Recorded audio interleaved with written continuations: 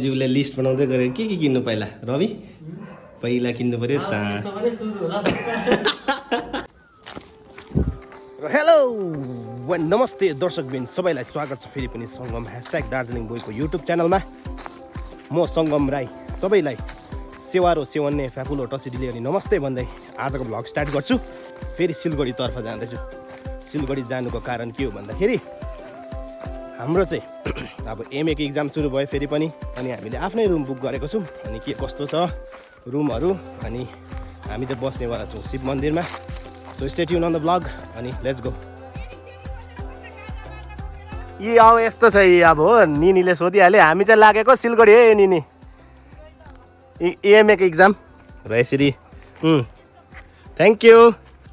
र सरसम्म मिलाउँछु अनि अब सिधै भोलि बिहान भेटौँ है त होइन गाइस। The next morning र यसरी सामान बाँधेर है ब्याग स्याग बोकेर म सङ्गमलाई है फेरि पनि स्वागत गर्छु तपाईँलाई early in the morning the next मर्निङमा तपाईँलाई स्वागत छ। लेट्स गो टु सिलगढी यो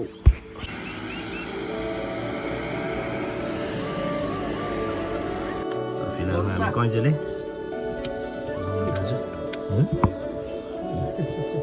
कैँचेलेबाट सफर सुरु भएको हाम्रो सिलगढी।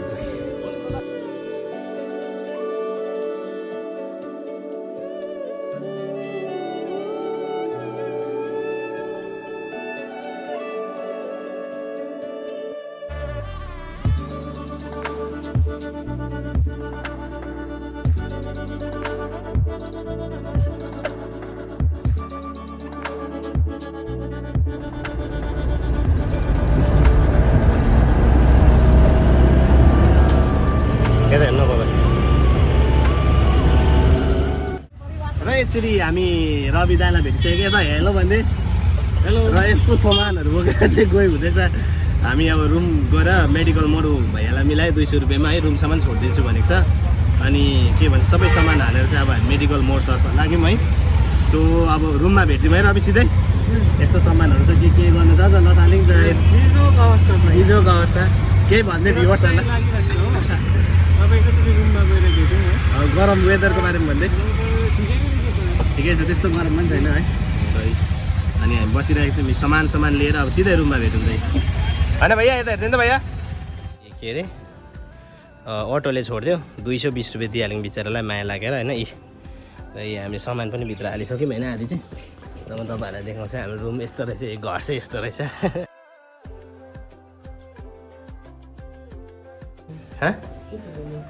ग्यास छ नि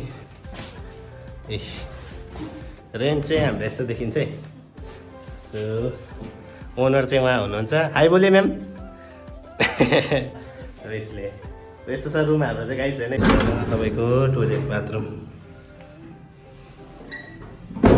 पैसा दिनुपर्छ अरे पानीको लागि चाहिँ पैसा दिनुपर्छ अरे हो। सो 100 रुपियाँमा आउँछ र रवि स्वागत छ सिलिन्डर लिएर र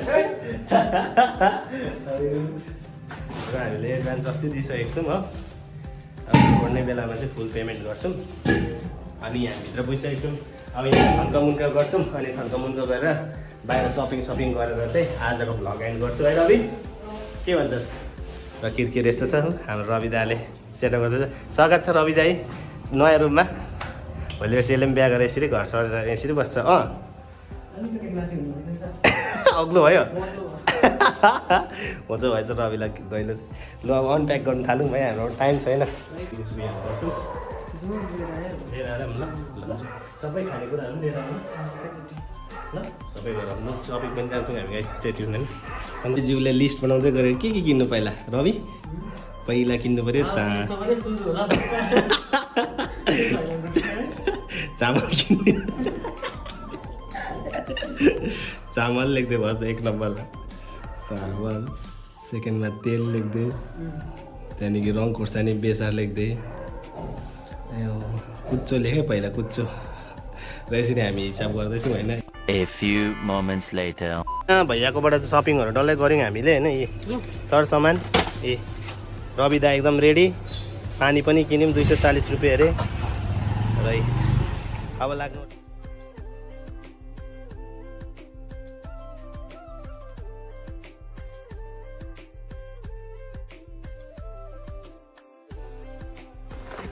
गलीमा छौँ हामी यहाँ चाहिँ रविले चामल बोकिरहेको छ मैले यस्तो छ यहाँ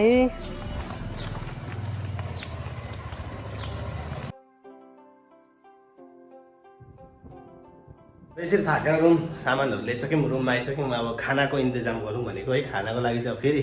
चिकन ल्याउनु जाउँ भन्दैछ अन्त चिकन चाहिँ अब खान्छौँ होइन सो सबै कुरा गरिसक्यौँ अब यो सकेर चाहिँ त्यहाँदेखि चाहिँ रुम सुम सफा चिकन लिएर आएर चाहिँ पहिला रुम सफा गर्छौँ त्यहाँदेखि चाहिँ खानापट्टि लाग्छौँ दुईजना हो नयाँ स्टभहरू ल्याएको छौँ चुल्हाहरू अहिले देखाउँछु त्यो अनबक्सिङ गर्नेछु होइन सो सिलिन्डर अनि चुल्हाको अनबक्सिङ हेर्नुको लागि स्टे ट्युन बसिदिनु होला तपाईँहरू होइन सो यी सबै सपिङहरू गरिसक्यो म चाहिँ चप्पल पनि ल्याएको थिएँ नि तर जाउँ त गाई छ अब फेरि अर्को चिकन ल्याउनु आएको है एउटा बकेट र बाल्टी पनि चाहिएको थियो अनि 2 केजी सर्टमा हेर्दैन रवि त हेर्दै बाल्टी पक्रिँदैन एउटा बकेट र बाल्टी पाइदिएको होइन 2 केजी सर्टमा चाहिँ अन्त यही ल्याउनु सम्झ्यो लुगा पनि धुनु धेरै छ हो यहीँ धुनुपर्छ घाम लाग्छ मजाले सुकाउनुपर्छ अनि हाम्रो रवि राईज्यूले पहिलो यहाँ पानीको ओपनिङ गरिदिँदै गरेको गाई भोकले शेष भएर केरा खाएको अवस्था केरा खाइदिनुहोस् न रवि दा कस्तो रहेछ के बिहान ब्रेकफास्ट 12 बजी चाहिँ ब्रेकफास्ट गरिदिँदैछ ल अनबक्सिङ लेट्स अनबक्स द बोरा अनि यसरी बोरा अनबक्सिङ गर्न आँटेको यसरी ग्यास सेटअप गर्दै गरेको है हाम्रो ठाउँमा त नेचुरल कुच्चो हुन्छ यहाँ चाहिँ प्लास्टिकको कुच्चो रहेछ यही जुगाड होइन अब यसले चाहिँ हल्का साफसफाइ मारी होइन बेड यस्तो छ अनि यो चाहिँ प्लास्टिकको रहेछ यो कुच्चो यो डल्लै हाम्रोमा अम्लिसोले फुल्ने कुच्चो चाहिँ होइन यो चाहिँ रवि दा एकछिन देखेर चक है रवि होइन सब्जीहरू डल्लै ल्याइसकेँ मैले होइन अब चाहिँ हामी कुकिङपट्टि लाग्नेवाला छौँ हेर कस्तो टमाटर अनि आज कुकिङ गरेर चाहिँ आजको भ्लग एन्ड हुन्छ मेस्टअप भइरहेको छ होइन बेडहरू चाहिँ लगाइसक्यौँ हामीले होइन रवि दा चाहिँ उयो गर्दैछ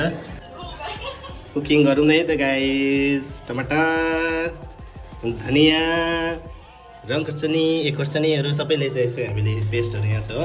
सो लेट्स गो यसरी चिकन पाकेर रेडी हुँदैछ है अब रविले भात पकाउँछ अनि चामल किनेछौँ हामीले ब्रोकन अनि यसरी अब चाहिँ हाम्रो Rabi राईज्यू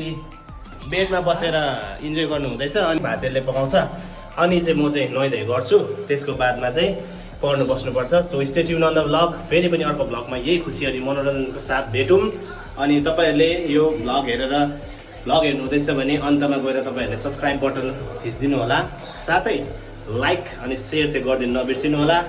so stay tune bye bye take care till then stay safe and stay healthy bye by